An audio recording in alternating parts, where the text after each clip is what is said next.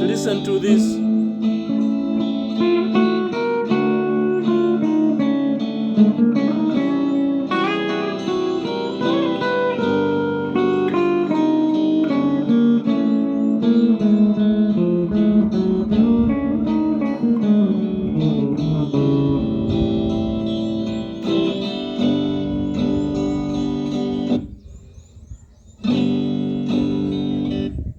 You see, the first one sounded right, but the second one, when I said listen to this, was very bad. And that is the lesson for today. And this lesson is coming as an answer to my friend Elliot, and he wanted to know how do you identify the key of a song. I think he also wants to know why should we even bother about the key, what the importance, and so on. So I'll try to answer some questions regarding to the key of a song.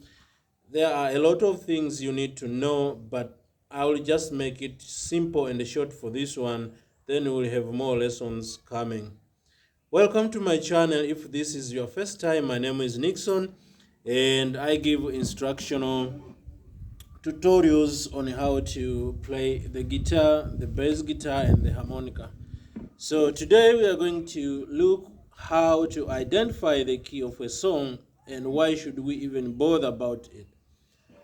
Okay, in a simple way, I should say, when you are having a conversation with somebody, you talk about something similar or common that we are talking about. For example, if you are talking about soccer or football and you are talking people like Lionel Messi, Cristiano Ronaldo, Zinedine Zidane, Pele, and so on. If I talk about Zinedine Zidane and you talk about Pele, you talk about Cristiano Ronaldo, we are on the same pot. We understand each other. But if you talk about Cristiano Ronaldo and Lionel Messi, then I am talking about Arnold Schwarzenegger, Sylvester Stallone, Jason Statham, and things will be like, what are you talking about? To say that we won't understand each other because I'm talking about A and you're talking about B and we don't understand each other. That is the principle of music. Like you saw that backing track. The backing track in the key of G. It is G, A minor, D, and C. So if I play any G scale, especially the major, because this is major, if I play G major scale, I mean G major scale,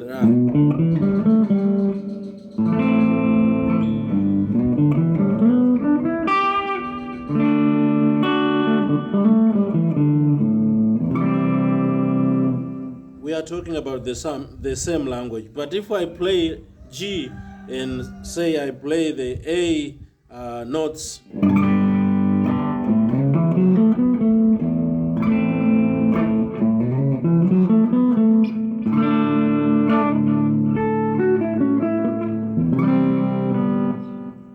we are not on the same port. So let me zoom and let me show you what is going on here. So in order to play good, like I always say, you need to understand the key that the song is in. Because if I'm playing G and you are playing in A, whether major or minor, we are not on the same port. That's why you hear, if you have heard this, like when a choir is singing and the conductor or the teacher will say, someone is singing out of tune. Or maybe you are playing instrument and someone will say, I hear a bad note, or someone is playing out of the key. It is because of this. So like I said, you need to understand the key that the song in, then the chord progression, then you can select scales or how to improvise or play solo on that one. But for this tutorial, let us base on the key. Now, what is a key? A key is basically a group of notes or chords in this regard that same in the same port, that fall in the same port, or chords or notes that are on the same manner such that they sound or they play together beautifully, simply saying. So, like I said in other tutorials, you need to understand what chords are in a given key. That is important. So let us give an example of a G. So we have G. This is the G major scale, and it is do, re, mi, fa, sol, la, ti, do. So each of these notes will form a chord. So the G note will form a chord, the A will form a chord. This is A sharp, B, so the B will form a chord, C a chord, D a chord. Then this is E will form a chord, F sharp will form a chord, and again back to G. So each of these notes will form a chord. And from the formula of the major scale, like I always insist, the first chord is major, the second is minor, the third is minor, the third is minor, the fourth is major, the fifth is major, 6 is minor, 7 is diminished, back to 1. Let us skip this diminished for a minute, but just know that the 7th is diminished. Let us talk about the 1, 2, 3, 4, 5, and 6, because these one are the one that we use most, especially for our African music, and especially the first, the fourth, and the fifth. So the first is here, the fourth is here, and the fifth is here. So if I'm playing using this shape, I have G, the first, I have C, the fourth, and I have D, the fifth. So I have 1, 4, 5. But for our friends in America and in Europe and other parts of the world, most of the time they use the minor 6, which is A minor in case of G. Also the minor second, which is B minor. So I'm playing only here just to make you understand, but I can play horizontally within the first 2 strings. So I have G here, and A here, and B here, C here, D here, E here, F sharp here, and back to G here.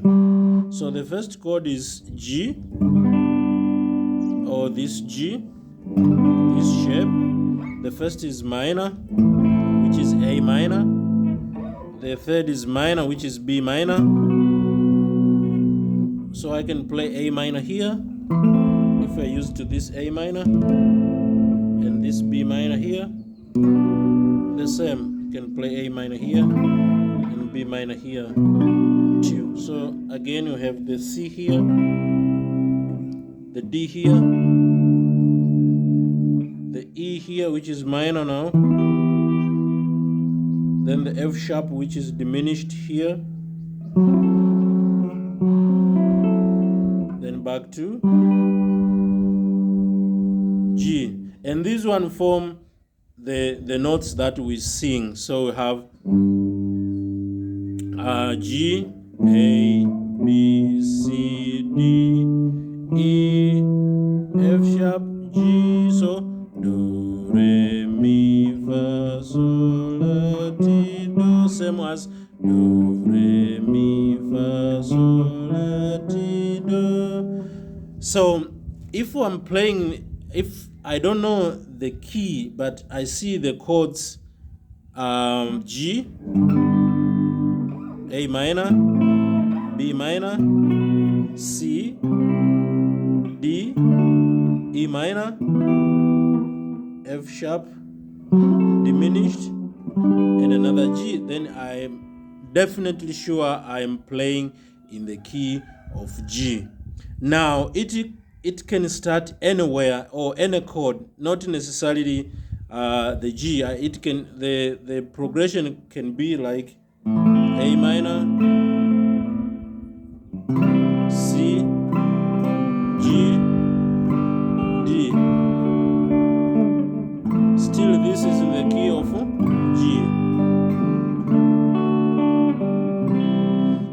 doesn't matter how many chords are there. It can be 2 chords, it can be 3 or all 7. The most important thing to understand is what are those chords related to. So if you know this, then you know all the other keys, all the 12. So we have 7 notes, but we have 12 keys because we have sharp and flats. So like when we have A instead of G, instead of going to A directly, then you have G, then G sharp A, then A sharp B. So this chromatic scale makes the other sharps and the flats and make the 12 keys. So if you see the chords, you relate all the chords that you are given, then you know you are playing in a given key, whether minor or major. So first understand the chords, then you know where the key of the song is. That is part 1. In part 2, I'm going to compose or just play a couple of rhythms. Then we are going to see how we can identify what key the song in. Nowadays, there are a lot of apps. You can just play the piece of music that you want to know what is the key, and then it will tell you directly, and you don't have to suffer. But to be a little musician, you need to use these techniques to understand without using the app. Of course, some people have perfect pitch that when they hear a song, they can exactly say that is in this key. Or probably when they have an instrument, they can dial and play directly, sometimes without knowing even what the key is. They have perfect pitch. I don't have perfect pitch myself. Sometimes I have to try here and there. I try and error to find the key that the piece of music is written in. But also be aware that not all songs have only one key. Some songs have 2 or 3 keys. That means you are not limited to use one key in a song. You can also use 2 keys, is also very common. So you can play, like you see in first verse, for example, in a song, they play this key, then they have the bridge, and when they go to the chorus, they go to another key, then they can come back to the original key. So you should know things like that. But to begin with, this is the basic to understand. So you need to understand the scale, the major scale formula. You need to understand what chords goes into that key, and you need to understand the chords themselves. Make sure you know that the first is major, the fourth is major, the fifth is major, the second and the third and the sixth are minor, and the seventh is diminished. And from that you can know.